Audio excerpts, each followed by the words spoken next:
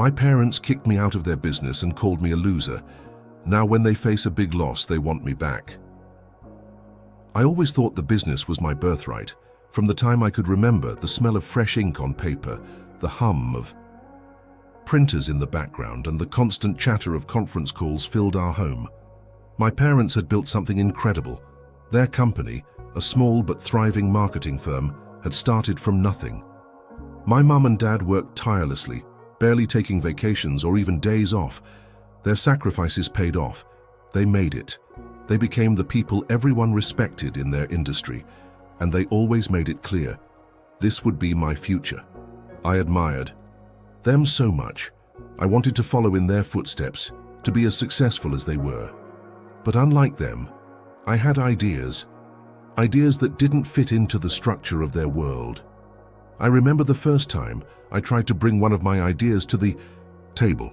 It wasn't a huge shift, just a small update to the digital side of the business. We were a traditional firm, sure, but I could see how we could do more online. Things were changing rapidly, and I wanted us to adapt before it was too late. Remember sitting at the kitchen table, my parents in front of me, my heart racing with excitement. I had spent months researching, analyzing trends, and preparing my pitch. I was sure they'd listen. After all, they were the ones who'd told me to think outside the box, right? But when I opened my mouth, I wasn't met with enthusiasm. My dad looked at me with a raised eyebrow. "You want to change things?" he asked, his voice laced with skepticism. "Yes," I said confidently. "I've been looking at what's trending in marketing right now. The digital world is exploding. We need to build a stronger online presence if we want to keep up." My mom, sitting next to him, sighed. "We've been doing fine just the way we are. You're still young, don't get too ahead of yourself. You don't know how the business works like we do." Their words were like a slap in the face. They dismissed me as if I was some naive child who didn't understand the intricacies of their hard-earned empire. I didn't want to argue, but it stung. I kept pushing. "But this is the future. If we don't adapt, we're going to fall. Behind, I can help us expand. I've studied this." They exchanged a glance, a silent conversation passing between them. My dad finally spoke again. "You're not part of this business the way we are," he said firmly. "You're just a kid with ideas. You need to learn how to do real work before you start trying to change things." And that was it. I was dismissed. Wanted to fight back.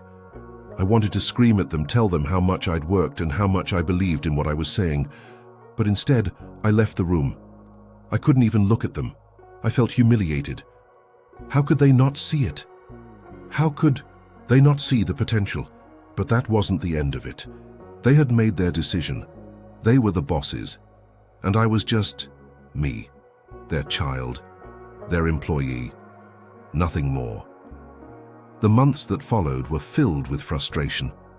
I still worked for the company, but it was different. Every day, I felt like I was being overlooked, ignored. I felt like a cog in the machine, a cog that was dispensable.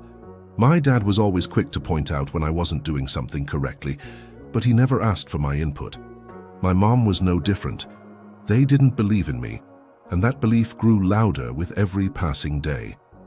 Finally, one day, I couldn't take it anymore. I had come up with another idea, one I thought was even more brilliant than the last. But this time I decided I wouldn't present it at dinner. I wouldn't go through the usual channels.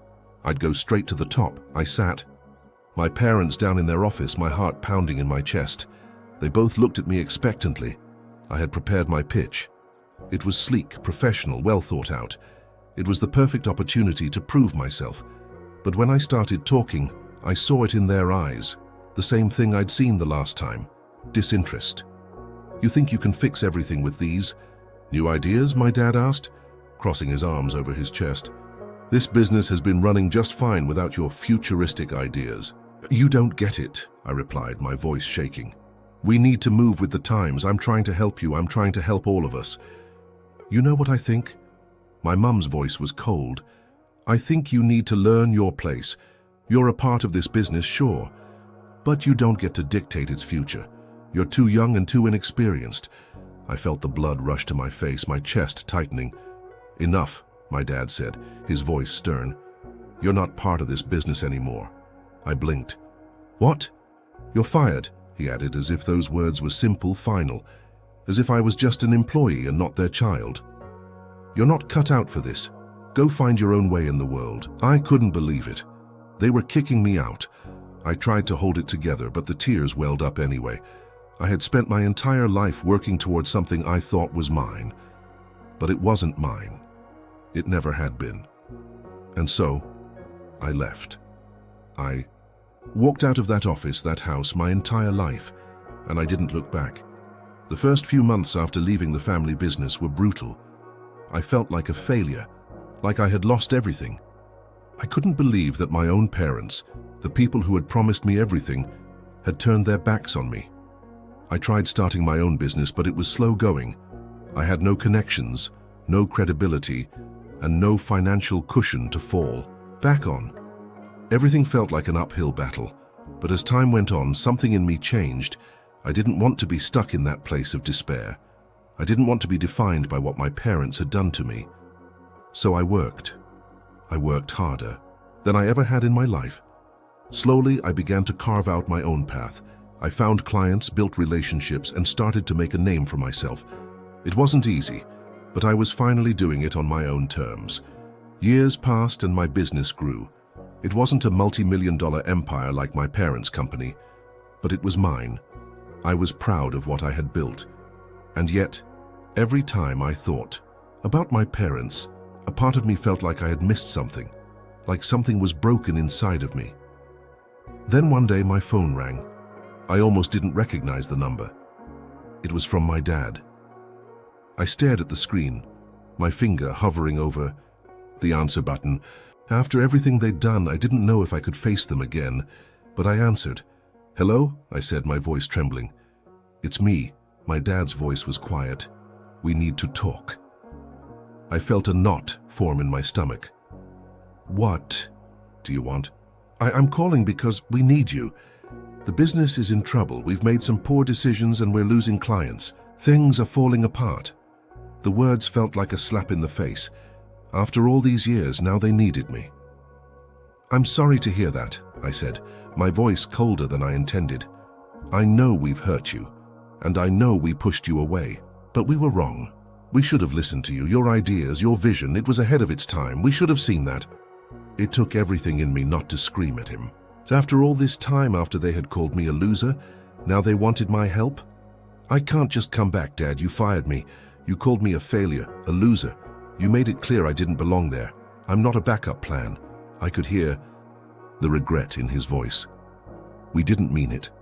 We were scared. We thought we knew best, but we were wrong. Please, come back. Help us. We need you." For a moment, I was silent. My mind raced. I had spent so many years proving myself, building my own life.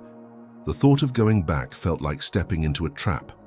But at the same time, I couldn't ignore the fact that they were asking for my help. Finally, I spoke. "I'll think about it, but this time it's on my terms." The decision wasn't easy, but in the end, I chose to return, not because I needed them, but because I had something to prove. This time I wouldn't be silenced, I wouldn't be dismissed. I would show them that the ideas I had were not just good, they were revolutionary. And maybe, just maybe, this time, they would finally see me for who I truly was.